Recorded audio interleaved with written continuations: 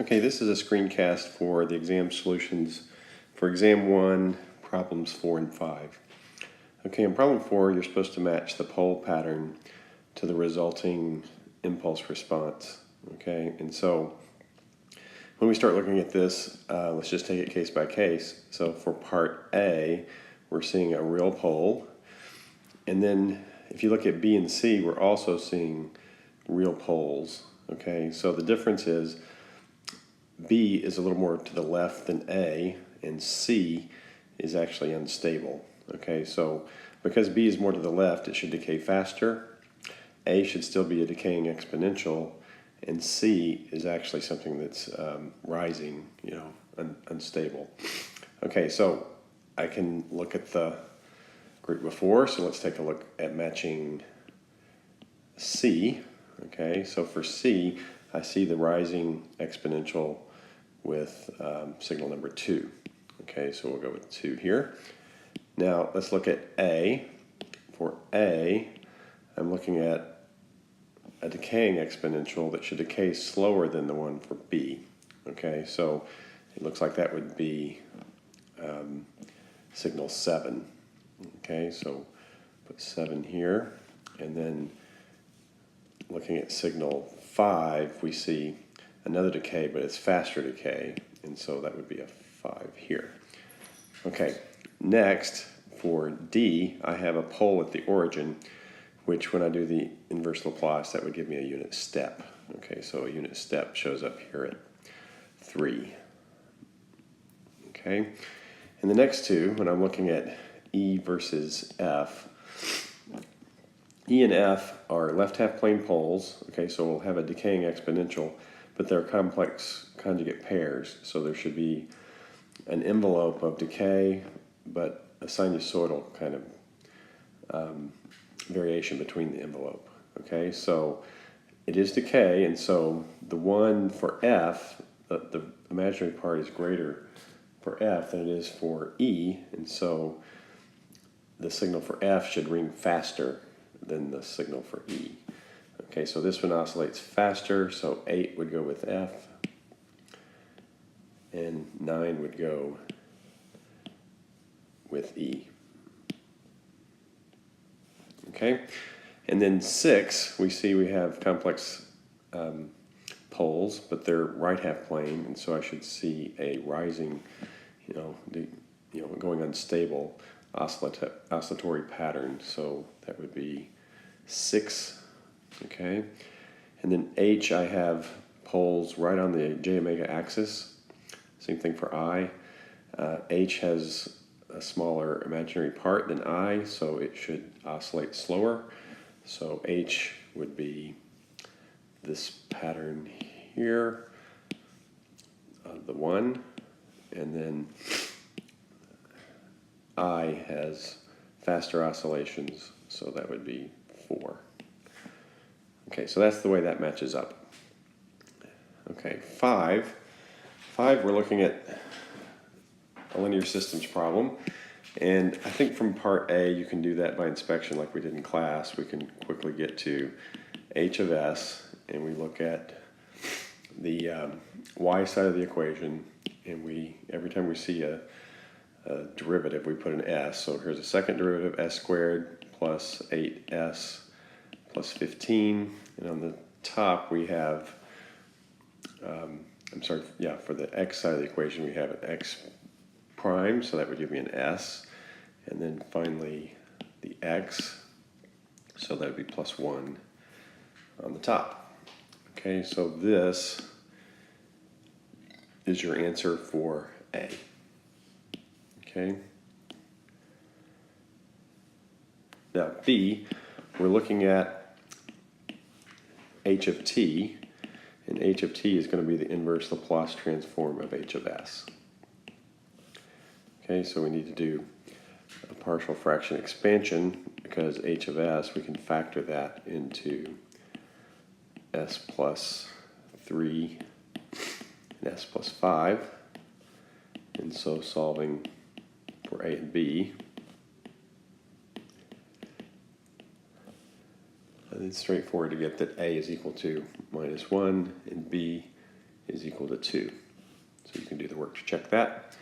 And so that would give me that h of t is 2e to the minus 5t minus e to the minus 3t.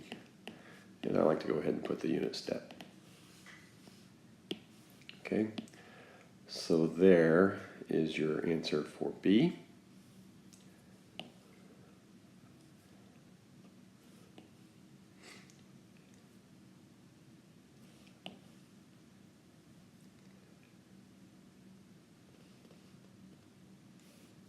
Okay. All right.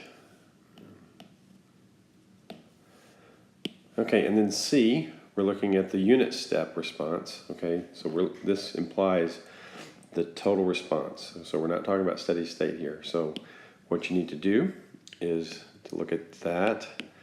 Y of S is H of S, X of S, where X of T is the unit step function. And so the Laplace transform of a unit step is 1 over S.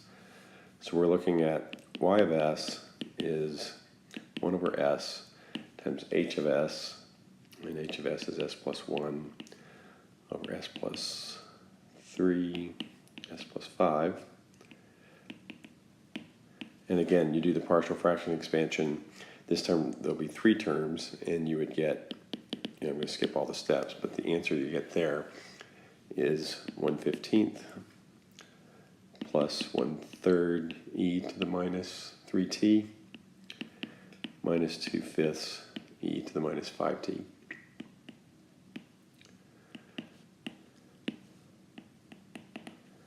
All right, so that's part C.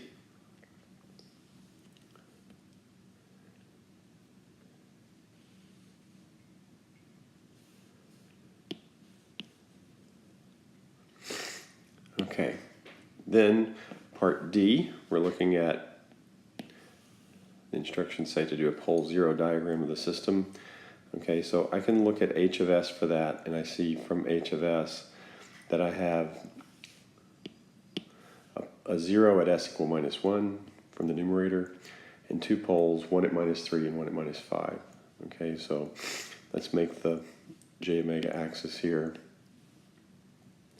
So here's j omega, and here's the sigma axis.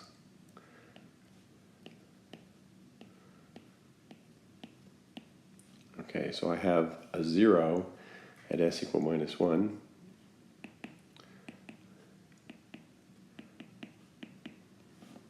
Okay, and then I have a pole at minus 3 and a pole at minus 5.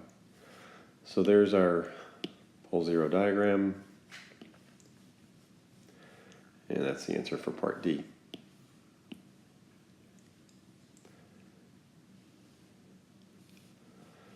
Okay, part E, I'm wondering if this system is BIBO stable. And from part D, what I know is all poles are left half plane. This implies BIBO stability. That's all you need. Okay, so there's our answer for part E. And then finally, for part F, I'm looking for the steady state response for x of t is 2 cosine 4t. So what we need to do is identify the complex exponential signal that represents x of t. And so with that, I would have x equal 2 and s equal j4. Okay, from there I can get the output y equals h times x, where h is found by plugging in to the transfer function s equal j4, and then x of course is 2. And when you do that on your calculator, I get 0.2576 e to the minus j 0.2762. Okay, but that's not enough. That's just the complex number y, and from that you can write down the answer for the steady state.